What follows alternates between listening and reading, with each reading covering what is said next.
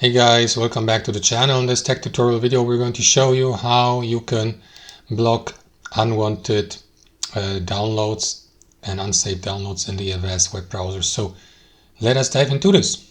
So start by navigating to the Avast web browser, then click into these three dots in the top right, and from here navigate to the settings in the bottom right. From here guys, what you want to do is click into privacy and security. And here guys, what you want to do next is click into more and access the Web Shield feature. So there are two ways how you can do this.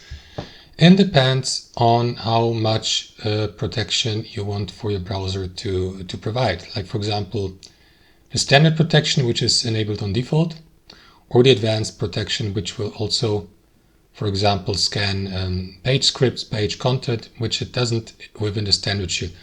Of course, there's the option to disable that protection at all by disabling it here, but A, this is going to require a restart of the browser, and B, after that, you won't be able to use these protections anymore. So I personally am going to keep this one, and that is going to give Avast the permission to scan links and downloads, for example, for any unwanted or harmful content.